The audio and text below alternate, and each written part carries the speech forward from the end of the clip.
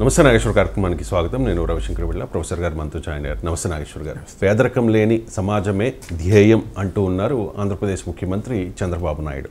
So August 15 నాటికి ఈ P4 కార్యక్రమానికి ఒక రూపం తీసుకొస్తామని కూడా చెప్తూ ఉన్నారు సార్. అంటే ఈ P4తోనే పేదరికం పోతుంది అంటూ ఉన్నారు చంద్రబాబు నాయుడు. సో పేదరిక నిర్మూలనకు P4ఏ పరిష్కారమా? పేదరికం లేని సమాజానికి మీరిచ్చే సలహాలు ఏంటి? నేను సలహాలు ఇవ్వాల్సిన అవసరం కూడా లేదు. ఎలా నిర్మూలించాలనే దానిపైన ప్రపంచవ్యాప్తంగా అనేక స్టడీస్ ఉన్నాయి, అనేక పరిశోధనలు ఉన్నాయి, డాక్యుమెంట్స్ ఉన్నాయి, నివేదికలు ఉన్నాయి.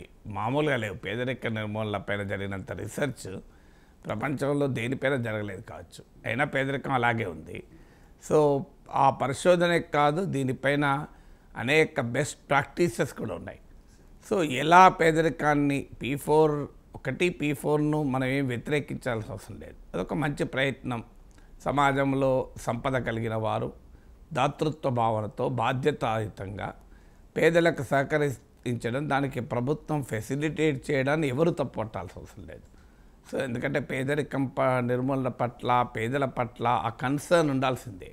అమర్త్య సేన్కు నోబెల్ బహుమతి వచ్చినప్పుడు అడుగుతారు, మీ అర్థశాస్త్రానికి ప్రధానంగా అర్థశాస్త్రానికి ఏమిటి తేడా అని అడుగుతారు. What is the difference between your economics and main stream economics అని. అప్పుడు అమర్త్య సేన్ అంటాడు, the main stream economics deal with the success stories of the most successful people, but my economics deals with the those who could not fair well అంటాడు.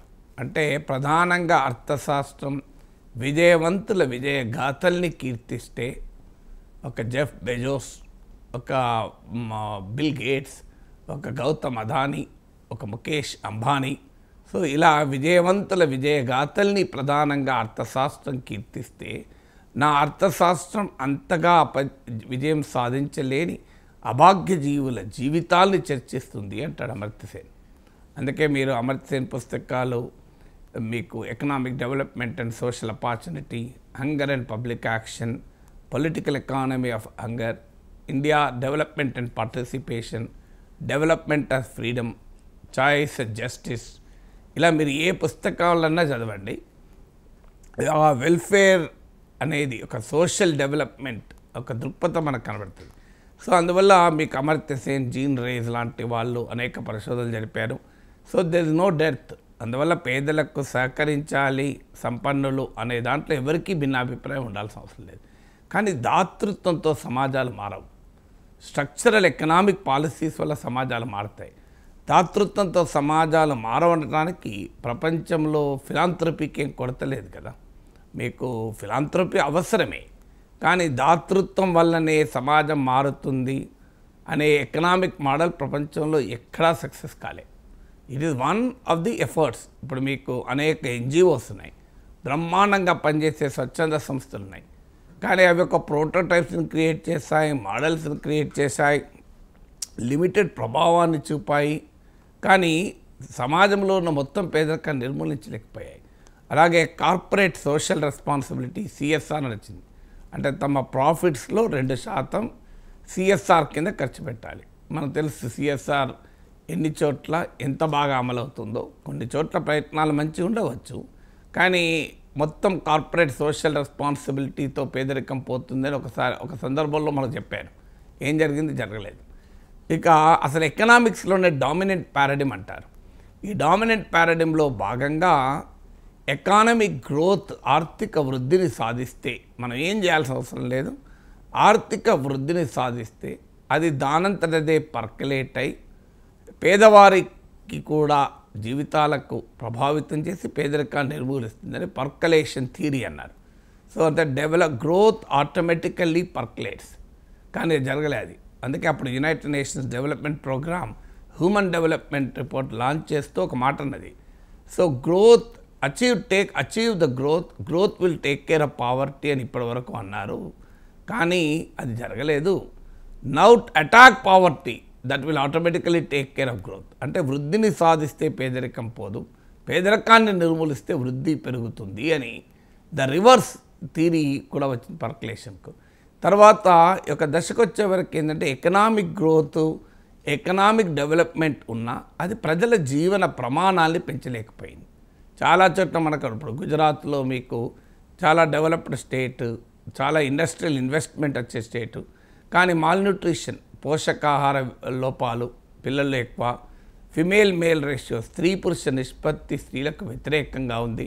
ఇప్పుడు చాలా social ఇండికేటర్స్లో Gujarat, Punjab, Haryana, Maharashtra లాంటి richer states కూడా కేరళతో పోలిస్తే దిగదుడిపోయాయి. So మరి ఎందుకు ఈ పరిస్థితి వచ్చింది అన్నప్పుడు ఎకనామిక్ డెవలప్మెంట్ ఒకటే సాధిస్తే సరిపోదు, అది మానవాభివృద్ధిగా, సామాజిక అభివృద్ధిగా మార్పు చెందాలి అని అమర్త్య సేన్ లాంటి అర్థశాస్త్రవేత్తలు, united nations development programme UNDP లాంటి సంస్థలు ప్రకటించాయి. అందుకే అమర్త్య సేన్ అంటాడు, economic development do not necessarily lead to social development అంటాడు. అంటే ఆర్థికాభివృద్ధి దానంతరదే సామాజిక అభివృద్ధిగా, మానవాభివృద్ధిగా దారితీయకపోవచ్చు. అందువల్ల హ్యూమన్ డెవలప్మెంట్ సాధించాలి. Education, health, employment, female male women gender justice, access to drinking water, access to sanitation, access to పారిశుద్ధ్యము, తాగునీరు, ఇలా అనేక ఇండికేటర్స్, ఒక మంచి పర్యావరణం, దీన్ని హ్యూమన్ డెవలప్మెంట్ అన్నారు. అది కూడా అయ్యాక నెక్స్ట్ స్టేజ్లో హ్యూమన్ హ్యాపీనెస్ అన్నారు. అంటే మానవుడు ఆనందంగా ఉండటానికి కేవలము సంపద సృష్టియే సరిపోదు అని. సో అందువల్ల ప్రధానంగా మీకు మన దేశంలో 70s, 80s direct attack and poverty అని గరీబీ హటావో నినాదం ఇచ్చింది ఇందిరాగాంధీ. సో ఈ పర్కలేషన్ థియరీ అంటే గ్రోత్ సాధిస్తే దానంతట అదే పేదరికాన్ని పోతుందన్నారు. కానీ కాదు, let us directly attack poverty and integrated rural development programme, Jawahar Rozgar Yojana అని రకరకాల స్కీములతో వచ్చారు. ఇప్పటికీ కూడా Mahatma Gandhi national rural employment guarantee programme రూపంలో ఈ పథకాలు ఉన్నాయి. సో అవి దాటిన తర్వాత ఇది కాదు, పేదలకు సోషల్ సేఫ్టీ నెట్స్ ఉండాలి. అందువల్ల అభివృద్ధి అనేది వేగంగా జరుగుతున్న క్రమంలో ఆ అభివృద్ధి వేగాన్ని అందరూ అందుకోలేరు కనుక సామాజిక భద్రతా వ్యవస్థలు ఉండాలి అని సంక్షేమం అనే కాన్సెప్ట్ వచ్చింది. డెవలప్మెంట్ ఆఫ్ ఫ్రీడమ్ అనే పుస్తకంలో అమర్త్య సేన్ డెవలప్మెంట్ అనేది 5 రకాల ఫ్రీడమ్కి దారితీయాలి అంటాడు. ఒకటి ఇంటర్నల్ ఫ్రీడమ్, అంతర్గత స్వేచ్ఛ, తార్కికంగా ఆలోచించగలగడం, సృజనాత్మకంగా భావ వ్యక్తీకరణ చేయగలగడం చదువుతో సాధ్యమవుతుంది. ఇది ఇంటర్నల్ ఫ్రీడమ్ అన్నాడు. రెండవది పార్టిసిపేటరీ ఫ్రీడమ్, భాగస్వామ్య స్వేచ్ఛ, పాలనలో ప్రజలు భాగస్వాములు కాగలగాలి. ప్రొసీజరల్ ఫ్రీడమ్, అనవసరపు నియమ నిబంధనల నుంచి స్వేచ్ఛ కావాలి. ట్రాన్సాక్షనల్ ఫ్రీడమ్, వినిమయ స్వేచ్ఛ, అంటే ప్రజల కొనుగోలు శక్తి ఉండి ప్రజలు తాము నచ్చిన వాటిని వినిమయం చేసుకోగలగాలి. ఐదవది ప్రొటెక్టివ్ ఫ్రీడమ్ అంటారు, రక్షిత స్వేచ్ఛ, అంటే ప్రతి ఒక్క ఎకానమీలో అందరూ వేగంగా పరిగెత్తలేరు కనుక ఆ అభాగ్య జీవులకు అండగా ఉండే ఒక సామాజిక భద్రతా వ్యవస్థలు ఉండాలి అని చెప్పి సామాజిక పింఛన్లు ఇలా వెల్ఫేర్ స్కీమ్స్ మొదలై అవి శృతి మించి రాగానపడి ఇవాళ ఆర్థిక వ్యవస్థకు భారమై అప్పులకు కారణమై ఉచితాలుగా మారిపోయాయి. సో ఇలా ఇప్పుడు నేను మీకు అనేక రకాల ప్రయత్నాలు చెప్పాను ఈ పేదరికాన్ని అటాక్ చేయడం. సో ఇలా రకరకాల, కానీ అల్టిమేట్గా ఎకనామిక్ పాలసీస్లో స్ట్రక్చరల్ చేంజెస్ వల్ల పేదరికం పోతుంది. కానీ స్కీముల ద్వారా, పథకాల ద్వారా, దాతృత్వం ద్వారా, కార్పొరేట్ సామాజిక బాధ్యత ద్వారా, వృద్ధి ద్వారా మాత్రమే పోదు. ఏం చెయ్యాలి? ఇప్పుడు ఇంకో కాన్సెప్ట్ చెప్తాను, మైక్రో గ్రోత్ అని. ఉదాహరణకు మీరు ఒక గ్రామాన్ని తీసుకోండి. ఆ గ్రామంలో ఒక 500 మంది ప్రజలు ఉన్నారు. ఈ 500 మంది ప్రజలకున్న రిసోర్సెస్ ఏంటి, క్యాపబిలిటీస్ ఏంటి, స్కిల్స్ ఏంటి, ఇవన్నీ స్టడీ చేయండి. సో ఒక సర్వే చేసి, ఇప్పుడు ఆంధ్రప్రదేశ్లో స్కిల్ సర్వే చేయాలని పవన్ కళ్యాణ్ ప్రతిపాదించారు. అన్ఫార్చునేట్లీ అది ఎన్నికలకు ముందు ప్రస్తావించారు, ఎన్నికల తర్వాత కూడా మొదలైందన్నారు, కానీ తెలియదు. సో ఒక గ్రామంలో ఉన్న 500 కుటుంబాలకు వెళ్ళి కాంప్రిహెన్సివ్గా వాట్ దే హ్యావ్, ప్రతి మనిషిలోనూ క్యాపబిలిటీ ఉంటుంది. సో ఆ క్యాపబిలిటీస్ ఏంటి, రిసోర్సెస్ ఏంటి, కాంపిటెన్సీ లెవెల్స్ ఏంటి, స్కిల్స్ ఏంటి, ఇవన్నీ కనుక స్టడీ చేసి వాళ్ళతోనే కూర్చొని మాట్లాడి ఎలా మిమ్మల్ని మీ ఆదాయాల్ని రెట్టింపు చేయగలం. So how do we expand your incomes. ఉదాహరణకు మీరు ఆ గ్రామంకి ఒక సాగునీటి ప్రాజెక్ట్ తెస్తే గ్రామ ప్రజలందరూ అభివృద్ధి చెందరు. ఎవరు అభివృద్ధి చెందుతారు? భూమి ఉన్న 10% మంది అభివృద్ధి చెందుతారు. భూమిపైన ఆధారపడ్డ వ్యవసాయ కూలీలు కొంత మేరకు అభివృద్ధి చెందుతారు. కానీ భూమి లేని మత్స్యకారుడు ఉంటాడు, భూమి లేని వృత్తిదారులు ఉంటారు, వాళ్ళకైతే పేదరికం పోదు కదా. సో అందువల్ల ఏ ఒక్క కార్యక్రమం కూడా పేదరికాన్ని టోటల్గా పోదు. అందువల్ల ఏం చేయాలి? ఉదాహరణకు మీరు ఒక్కొక్క కుటుంబాన్ని స్టడీ చేసి, ఉదాహరణకు ఒక కుమ్మరి కుటుంబం ఉంది, సో అతనికి ఎంత ఆదాయం వస్తుంది, అతనికి ఉన్న స్కిల్ ఏంటి, దాన్ని ఏ రకంగా మోడర్నైజ్ చేస్తే అతనికి ఆదాయం పెరుగుతుంది. ఓ మత్స్యకారుడు ఉన్నాడు, సో అతనికి ఏ రకంగా చేస్తే అతని ఆదాయం రెట్టింపు అవుతుంది. సో ఇలా ప్రతి ఒక్క ఫ్యామిలీని ఆ సర్వే చేసి వారి ఇన్కమ్స్ను ఆగ్మెంట్ చేయడం, వారిలో ఉన్న ఉత్పాదక శక్తిని, ప్రొడక్టివ్ పొటెన్షియల్ని పెంచడం, వారికి ఉన్న రిసోర్స్ గ్యాప్ను అడ్రస్ చేయడం, వారికి ఉన్న అపార్చునిటీస్ ఇవ్వడం. ఎప్పుడు కూడా అభివృద్ధి అనేది it's a function of opportunities. మీరు ఎంత గొప్ప వాళ్ళనైనా స్టడీ చేయండి, చాలామంది నా తెలివితేటల వల్లనే డెవలప్ అయ్యారనుకుంటారు. డెఫినెట్గా మనిషి తెలివితేటలు ముఖ్యం, కానీ అదొకటే ముఖ్యం కాదు. అవుట్లయర్స్ అనే పుస్తకంలో మాల్కమ్ గ్లాడ్వెల్ అనే అతను కేస్ స్టడీస్తో చెప్తాడు. ఇప్పుడు బిల్ జాయ్ అని ఉంటాడు, Sun Microsystems founder, information technology రంగంలో ఒక పెద్ద పేరు. బిల్ గేట్స్ మనందరికీ తెలిసిన మైక్రోసాఫ్ట్ వ్యవస్థాపకుడు. ఇప్పుడు బిల్ జాయ్, బిల్ గేట్స్ ఇలాంటి ఐటీ దిగ్గజాల పేర్లు తీసి వాళ్ళు ఎప్పుడు పుట్టారని తీస్తే ఇంట్రెస్టింగ్లీ వాళ్ళందరూ అరౌండ్ 55, 57లో పుట్టారు. అంటే అర్థం ఏంటి? వారు 16 ఇయర్స్ కాలేజీలోకి వచ్చే వరకు ల్యాప్టాప్ ఇన్వెంట్ చేయబడింది, కంప్యూటర్ అందుబాటులోకి వచ్చింది. ఇప్పుడు బిల్ గేట్స్ సక్సెస్ స్టోరీని మీరు చదివితే అవుట్లయర్స్ అనే పుస్తకంలో బిల్ గేట్స్ కానీ, బిల్ జాయ్ కానీ, మాల్కమ్ గ్లాడ్వెల్ రాసిన పుస్తకం, అందులో ఎందుకు సక్సెస్ అయ్యారు అంటే by the time bill gates reached college అప్పటికే కొన్ని వేల గంటల కంప్యూటర్ అనుభవం పొందగలిగిన పరిస్థితులు బిల్ గేట్స్కి ఉండేవి. సో అప్పటి వరకు అమెరికా మొత్తంలో ఆ రకంగా కొన్ని వేల గంటల కంప్యూటర్ యాక్సెస్ ఇంకెవరికి లేదు. అంటే ఏంటది? అక్కడ బిల్ గేట్స్కి ఉన్న వ్యక్తిగత సామర్థ్యమే కాదు, అవకాశం కూడా ఆయనకు వచ్చింది. ఆ అవకాశమే వచ్చి ఉండకపోతే we couldn't had bill gates. So అందువల్ల అపార్చునిటీస్ అనేది కూడా కీలకం. అందువల్ల ప్రతి కుటుంబానికి ఎలా అవకాశాలు కల్పిస్తావు, ఎలా వారి ఆదాయాలు పెంచుతావు అని ఒక మైక్రో లెవెల్ ప్లానింగ్ అంటారు.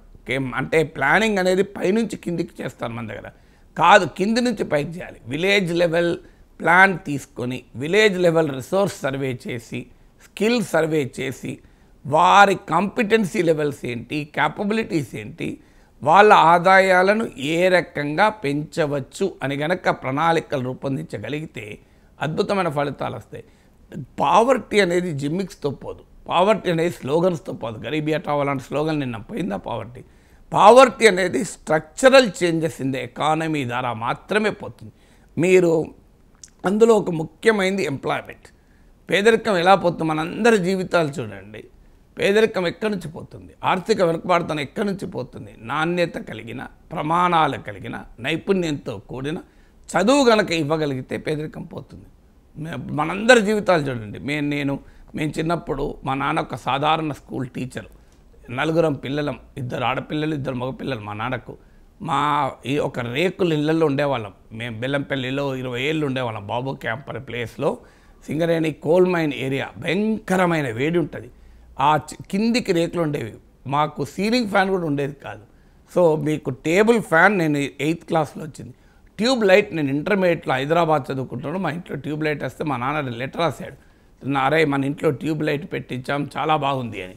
నేను దానికి ఉత్తరం, నాన్న చాలా సంతోషం, మన ఇంట్లో ట్యూబ్ లైట్ వస్తే వెళ్తురు ఇట్లుంది అని. Tube light was a luxury, ఒక బీరువా లగ్జరీ. ఒక ర్యాలీ ఫ్యాన్ కొంటే మా అక్క డెలివరీ అయినప్పుడు అందరం ఆ ఫ్యాన్ చుట్టూ 4 కూర్చొని అరే ఎంత మంచిగా గాలి వస్తుంది అని ఆనందపడ్డాం. ఒక 6-7 ఇళ్ళకి కలిపి ఒక కామన్ ల్యాబొరేటరీ. ఇలాంటి పరిస్థితుల్లో బతికా. వారం రోజులకు వెళ్ళి చెరువుకి వెళ్ళి బట్టలు ఉతికి మా అమ్మతో పాటు, సో కొన్ని షర్ట్లు ఒక 4-5 షర్ట్లు వేసుకొని, మీద 2-3 పాయింట్లు వేసుకొని, బిందె నీళ్ళు పెట్టుకొని ఇంటికి వచ్చాను. ఎందుకంటే ఆ రోజుల్లో స్కూల్ టీచర్ల శాలరీస్ కూడా చాలా తక్కువ, ఆస్తులు లేవు, భూములు లేవు, ఏమీ లేవు. సో అలాంటి జీవితంతో మొదలై ఎలా వచ్చాం? అమ్మా నాన్నలు చదువు చెప్పించారు కనుక ప్రమాణాలతో కూడిన చదువు చెప్పించాడు కనుక ఇవాళ ఈ స్థాయిలో ఉండి ఈ స్థాయిలో నిలబడగలిగాం. ఏది తీసుకొచ్చింది? చదివే తీసుకొచ్చింది, ఇంకేమీ లేదు. ఇలా మా అన్నయ్య అమెరికాలో ఒక టాప్ ఐటీ కంపెనీలో డైరెక్టర్గా ఉన్నారు, నేను ఇవాళ ఇంత ప్రొఫెసర్గా ఉన్నాను. నా చెల్లెలు ఎంపీడీఓగా రిటైర్ అయింది. సో మా అక్క పిల్లలు అమెరికాలో ఉన్నారు. ఇలా ఇంతటి స్థాయిలో మేము ఎలా ఎదగగలిగాం? మా కుటుంబం, నా ఒక్క కుటుంబం ఉదాహరణ. ఒక ఆర్థిక వెనుకబాటుతనం నుంచి ఇవాళ ఒక అప్పర్ మిడిల్ క్లాస్ దాకా ఎదగలిగింది. ఏది సాధ్యమైంది? మాకేమి భూములు లేవు, ఆస్తులు లేవు, వ్యాపారాలు లేవు, ఏమీ లేవు. Only education. అందుకే అంటాడు అమర్త్య సేన్ ఇన్ఈక్వాలిటీస్ అనే పుస్తకంలో, inequalities are the root cause of poverty. పేదరికానికి మూలం అసమానతలు. ఒక రకమైన అసమానత మరో రకమైన అసమానత దారితీస్తుంది. Educational inequality lead to income inequality అంటాడు. అందువల్ల ఇలా అసమానతలు పోవాలంటే చదువు చెప్పగలగాలి. ఇలా ప్రపంచ దేశాల అనుభవాలను ఉదహరిస్తూ Amartya Sen China, Vietnam, Cuba, Japan, South Korea, Jamaica, Costa Rica, Sri Lanka వీటి ఉదాహరణలు చెప్తూ ఓ మాట అంటాడు. The left wing ideological commitment in China, Cuba and Vietnam, the impact of Buddhist tradition of learning in Japan, progressive capitalism in South Korea and a concerted public action in Jamaica and Costa Rica helped to achieve higher levels of social development అంటాడు. అంటే China, Cuba, వియత్నాంలో వామపక్ష సైద్ధాంతిక చైతన్యం, జపాన్లో బౌద్ధ మత సాంప్రదాయం ప్రభావము, దక్షిణ కొరియాలో ప్రగతిశీల పెట్టుబడిదారీ విధానము, జమైకా, కోస్టారికా లాంటి దేశాలలో ప్రజా కార్యాచరణ ద్వారా సామాజిక అభివృద్ధిని సాధించామంటారు. అన్ఫార్చునేట్లీ ఇవన్నీ కూడా మనకు ఎన్నున్నాయని మనం లెక్కేసుకోవాలి. అందువల్ల మీరు అసలు పేదరికం పోవాలంటే ప్రతి గ్రామం తీసుకొని ప్రతి బిడ్డకు నాణ్యత కలిగిన ఉన్నత ప్రమాణాలు కలిగిన చదివి ఇవ్వండి. అంటే కలెక్టర్ కొడుకైనా, నిన్న అక్కడికి వచ్చిన మార్గదర్శి అయిన మేఘా కృష్ణారెడ్డి కొడుకైనా, లేదా మరో కంపెనీ CEO కొడుకైనా ఏ చదువు ఇవ్వగలరో గ్రామంలో ఉన్న పేద బిడ్డకు ఆ చదువు ఇవ్వండి. మీరు ఎందుకు పేదరికం పోదో 10 ఏళ్లలో చెప్పండి, ఛాలెంజ్ చేస్తాను. ఇవాళ ఎందుకు వస్తుంది? ఇవాళ మన ఒకవైపు అమర్త్య సేన్ లాంటి వాళ్ళు చదువు వల్ల అసమానతల్ని జయించచ్చంటే మన దేశంలో చదువులో ఉన్న అసమానతలు ఎక్కడా లేవు. ఇవాళ ఒక ఇంటర్నేషనల్ స్కూల్ చూడండి, ఒక గవర్నమెంట్ స్కూల్ చూడండి, ఎంత తేడా ఉంటుందో ఆలోచించండి. సో చదువులోనే ఇంత అసమానతలు ఉంటే అసలు అసమానతలు తొలగించే చదువే పరిస్థితి ఏంటి? అందువల్ల నాణ్యత ప్రమాణాలు కలిగిన చదువు చెప్పండి. ఇవాళ ప్రపంచవ్యాప్తంగా ఇన్ఫర్మేషన్ టెక్నాలజీలో తెలుగు బిడ్డలు ఎందుకున్నారు? చదువుకోవడం వల్ల ఉన్నారు. సో అలాగే నైపుణ్యం ఇవ్వండి, స్కిల్ ఇవ్వండి. అలా ఎడ్యుకేషన్, హెల్త్. ఇవాళ అనేక స్టడీస్ ఏం చెప్తున్నాయి? ఇవాళ మన దేశంలో 60% out of pocket expenditure, health expenditure. ఎందుకంటే we are one of the lowest government spending in health. So దానివల్ల ఏమవుతుంది? అనేక studies including Jayati Ghosh commission on farmer suicide కూడా చెప్పింది. రైతుల అప్పులపాలు కావటానికి కూడా ఒక ముఖ్యమైన కారణం ఏంటంటే మన తెలుగునాట కార్పొరేట్ చదువులు, కార్పొరేట్ వైద్యం. పిల్లల్ని ఇంటర్మీడియట్లో చదివించడానికి నారాయణ చైతన్య కొరకు భూములు అమ్ముకున్న వాళ్ళు ఉన్నారు, అప్పులు చేసిన వాళ్ళు ఉన్నారు. కానీ గవర్నమెంట్ జూనియర్ కాలేజెస్ కనుక ప్రమాణాలతో కూడినవి ఉంటే ఈ అప్పులపాలు అవుతారా? ఇలా ఒక ఆరోగ్యం చెడిపోతే అప్పులపాలు అయిపోతున్నారు. దేశంలో కొన్ని కోట్ల మంది ప్రజలు కేవలం అనారోగ్యం వల్ల పేదరికంలోకి జారిపోతున్నారు. మీరు నాణ్యత ప్రమాణాలు కలిగిన ఆరోగ్యం ఇవ్వండి. విద్య, ఆరోగ్యం, నైపుణ్యం, ఉపాధి, సాగునీరు, త్రాగునీరు, పారిశుద్ధ్యం ఇవన్నీ ఇవ్వండి మీరు ప్రతి బిడ్డకు. మీరు ఎందుకు పేదరికం పోదో చూడండి. పేదరికం పోయేది ఎకనామిక్ ఆపర్చునిటీస్ క్రియేట్ చేయడం వల్ల పోతుంది. పేదరికం పోయేది ఆదాయాన్ని సంపాదించుకునే శక్తి ఇవ్వడం వల్ల పోతుంది. అందుకే మన పాత్ర don't give them fish, teach them how to fish అన్నారు. చేపలు ఇవ్వడం కాదు, చేపలు పట్టడం నేర్పండి అని ఎందుకన్నారు? వట్టిగా లేదు ఈ సామెత. చేపలు ఇవ్వడం కాదు, చేపలు ఇస్తే రాజకీయ నాయకుల చుట్టూ రోజు తిరగాలి. చేపలు పట్టడం నేర్పితే తన జీవితం తను గడుపుతారు. సో క్యాపబిలిటీస్ పెంచడం, సమాజంలో కాంపిటెన్సీ లెవెల్స్ పెంచడం, సమాజంలో ఉన్నటువంటి భౌతిక సహజ వనరుల ఉత్పాదకతను పెంచడం. ఇలా భూమి అదే, కానీ ఆ భూమిని గనక మీరు వాటర్ ఇచ్చారనుకోండి, ఒక మెట్ట ప్రాంతము, ఒక మాగాణి ప్రాంతం, ఈ రెండింటి మధ్య కంపేర్ చేయండి, ఎంత ప్రొడక్టివిటీ ఉంటుంది. నేను ఆదిలాబాద్లో పత్తి ఉత్పత్తి చూశాను, గుంటూరులో పత్తి కాటన్ ఉత్పత్తి చేశారు. మరి ఆదిలాబాద్లో ఉన్న కాటన్ ప్రొడక్టివిటీ గుంటూరు కాటన్ ప్రొడక్టివిటీతో పోలిస్తే చాలా తక్కువ. ఎందుకు ఈ పరిస్థితి ఉంది? మీకు ఆదిలాబాద్లో ఉన్నటువంటి ప్యాడీ ప్రొడక్షన్ కరీంనగర్, గుంటూరు పక్క పెట్టండి, కరీంనగర్ గోదావరి జిల్లాలతో పోటీ పడగలుగుతుంది. మరి ఆదిలాబాదు, మహబూబ్ నగర్ ఈ మధ్య కాలంలో కాస్త ఇంప్రూవ్ అయింది వాటర్ కానీ పరిస్థితి ఏంటి? అందువల్ల భూమి అదే, కానీ ఆ భూమికి నీరు అందిస్తే ఆ భూమి యొక్క సామర్థ్యము అనేక రెట్లు పెరుగుతుంది. ఇప్పుడు ఆదిలాబాద్ తీసుకుంటే గోదావరి, పెనుగంగ, ప్రాణహిత, ఒక రకంగా పంజాబ్ రాష్ట్రాన్ని ఎలా నదులన్నీ ఒక అలంకరణగా చుట్టూ ఉంటాయో ఆదిలాబాద్కి అలా ఉంటాయి. కానీ ఆదిలాబాద్కు 1200 మిల్లీ మీకు వర్షపాతం తీసుకుంటే one of the highest rainfall ఉన్న జిల్లా. ఎందుకు ఇంత పేదరికంలో ఉంది? జిల్లా హయ్యెస్ట్ రెయిన్ఫాల్ ఉంది, భూమి సారవంతమైంది, చుట్టూ నదులు ఉన్నాయి. దౌర్భాగ్యం ఏంటి? దౌర్భాగ్యం రాజకీయం. ఇలా ఆదిలాబాద్కున్న రాజకీయ నాయకత్వంలో సామర్థ్యం లేకపోవడం వల్ల ఇలా ఆదిలాబాద్ ఇలా పేదరికంలో ఉండాల్సి వచ్చింది. నా సొంత జిల్లాగా నేను చెప్పగలను. సో అందువల్ల ఎందుకు ఈ మాట ఉదాహరణ చెప్తున్నట్టే, మీకు ఆదిలాబాద్ కానీ, అనంతపురం కానీ, మహబూబ్ నగర్ కానీ, ప్రకాశం కానీ, శ్రీకాకుళం కానీ జిల్లాలు పేదవి కాదు, మనం పేదగా మార్చాం. మనం India is not poor, we made India poor. భారతదేశం పేద దేశం కాదు, భారతీయుల్ని పేదవాళ్ళుగా మన రాజకీయం మార్చింది. అందువల్ల స్ట్రక్చరల్ ఎకనామిక్ పాలసీస్ కనుక ఆర్థిక విధానంలో ఉత్పాదకతను పెంచి, ఉత్పత్తిని పెంచి, ఆదాయాన్ని పెంచి, సామర్థ్యాన్ని పెంచి, అవకాశాలు ఇచ్చేటువంటి ఆర్థిక నమూనా వల్ల పేదరికం శాశ్వతంగా నిర్మూలమవుతుంది. మిగతా అన్నీ ఒక ప్రయత్నాలే. ఆ ప్రయత్నాలకు కూడా మనం ఆహ్వానించాలి, వద్దెందుకు అనాలి. ఇప్పుడు P4 ఒక ప్రయత్నం. సో సంపన్నులు ఎంతమందికి పేదలకు సహాయపడ్డా సంతోషమే కదా. కానీ 20 లక్షల కుటుంబాలు, కోటి కుటుంబాలని బయటికి దించేటువంటి లక్షలాది మంది మార్గదర్శకులు దొరకాలి కదా. సో అందువల్ల ప్రయత్నాన్ని ఎవరూ అభ్యంతరం చెప్పాల్సిన అవసరం లేదు. కానీ అనేక ప్రయత్నాల్లో P4 ఒక ప్రయత్నం. కానీ ఇదే శాశ్వత రోగ నివారణి, ఇది పెనేషియా ఫర్ పావర్టీగా ఇంకో మార్గమే లేదు, పేదరికం దీంతోనే పోతుంది అని ఎవరైనా ఆశిస్తే నేనైతే ఎదురు చూస్తాను. ఆ ఆశ నిరాశ కాకూడదని, అది ఫలించాలని అది కోరుకుంటాం. జరిగితే సంతోషమే కదా. కానీ ప్రపంచంలో నాకు తెలిసినంత వరకు, నేను చదువుకున్న పరిమితమైన విజ్ఞానం ప్రకారం, దాతృత్వంతో సమాజంలో కొన్ని కుటుంబాలు బాగుపడతాయి. దాతృత్వంతో సమాజం మొత్తం పేదరికం నుంచి బయటపడడం అనేది మామూలు విషయం కాదు. సో అందుకే చంద్రబాబు నాయుడు అంటున్నాడు ప్రపంచంలో ఎక్కడా జరగలేదు అంటున్నాడు కదా. చూద్దాం ఆంధ్రప్రదేశ్లో జరుగుతుందేమో.